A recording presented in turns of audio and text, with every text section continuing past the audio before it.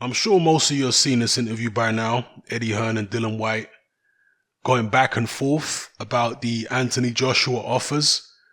Dillian Whyte says that he was unhappy with the fact that in the rematch clause, Anthony Joshua still wants the lion's share of the money. Eddie Hearn said that in the latest offer, they actually offered Dillian Whyte 50-50 in the rematch. So first fight, AJ gets the lion's share. If Dillian Whyte beats him in the rematch, it will be 50-50. And Dillian Whyte just wasn't happy with that.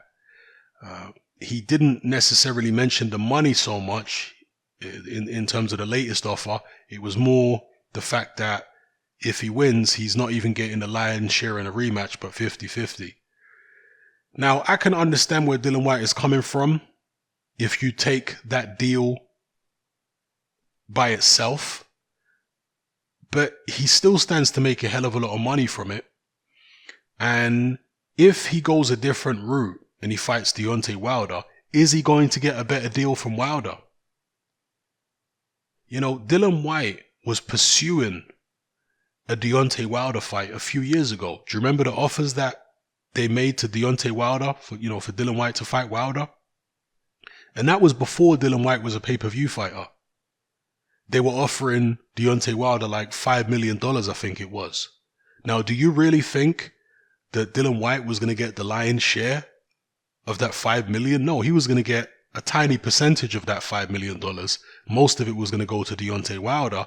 And I'm sure there would have been a rematch clause involved because it's standard practice. As Eddie Hearn said in the interview, it really is industry standard for champions to have rematch clauses when they're making voluntary defenses. That's standard procedure these days. Back in the days, it didn't always used to happen. But in the modern age in boxing, it really is standard procedure to have a rematch clause if you're, giving a voluntary defense or having a voluntary defense. So, again, what is Dillian Whyte's alternative?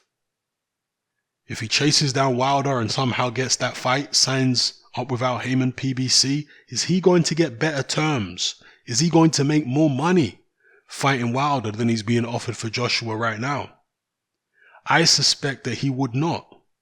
Now, Dillian Whyte is in a stronger position right now than he was when he was pursuing the Wilder fight a couple years ago. And therefore, maybe he was more willing to compromise back then because of the fact that he wasn't in such a strong position as he's in now. Maybe he was willing to give Wilder the lion's share and maybe take 50-50 in the rematch. I don't know what the terms were. Okay, I'm just speculating here. But the point being, even now,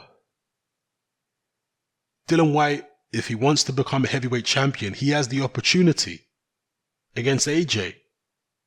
Yeah, maybe AJ is greedy. 50-50 in the rematch.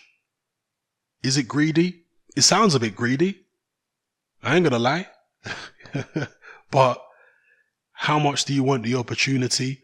And once you're rid of AJ, once you get him out of the picture, if you manage to beat him back to back, you're the man.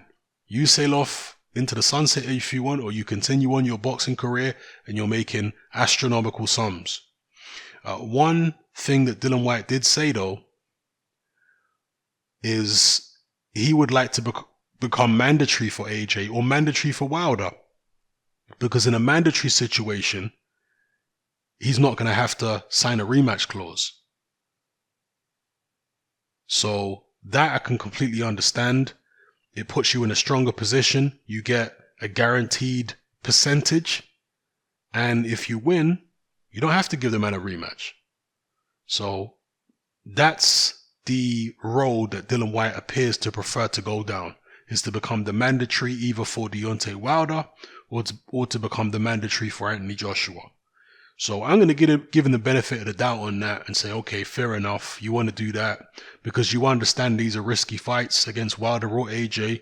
You'd rather be mandatory than a voluntary, unless they're going to give you the kind of deal you want as a voluntary.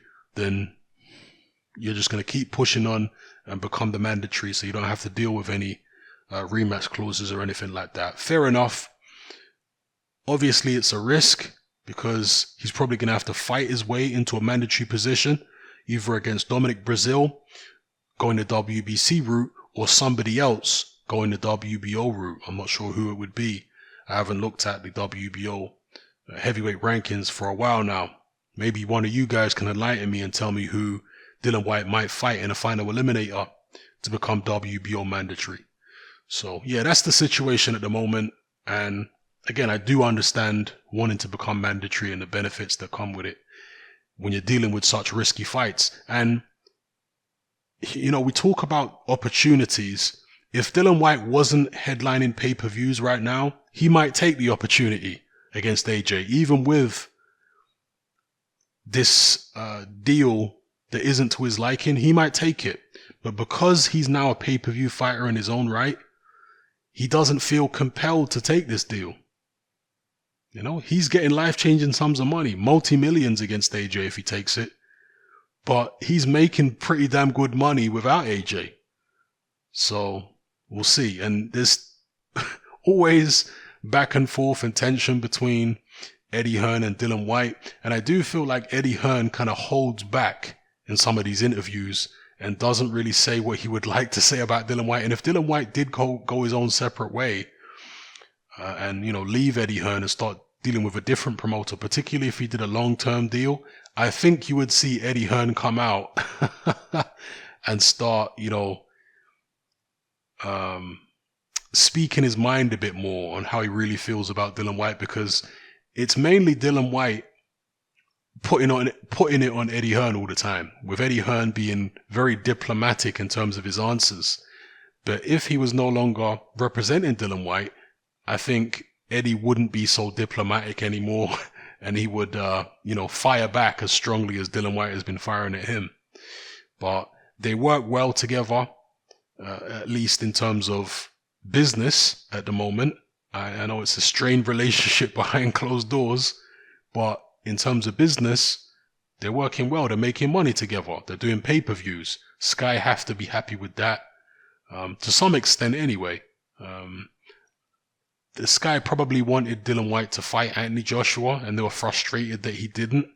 But at the same time, they understand that Dillian Whyte on his own is still a pay-per-view fighter, and there's still financial mileage in that. So, yeah, we'll see what happens in this situation. Let me know how you guys feel in the comment section below. It's happening. I'm out. Join me on Patreon. I upload a minimum of 2 podcasts every single week, covering a wide variety of controversial topics, as well as live stream Q&A sessions. Take a look on screen right now at some of the podcasts I've produced so far. For just $3 a month, the equivalent of about £2 a month, you get access to all my new podcasts and my entire back catalogue of past podcasts, including my popular Confessions of a Nightclub Bouncer series. You can listen on your computer or on your smartphone or tablet by downloading the Patreon app from the Google Play Store or the App Store for free. The Patreon app also allows you to download each podcast in MP3. For less than the price of a cup of coffee, you get access to dozens of hours of exclusive content. It's easy to sign up, there's no contract, and you can cancel at any time. So come and join our community of free and critical thinkers by signing up with me here on Patreon today.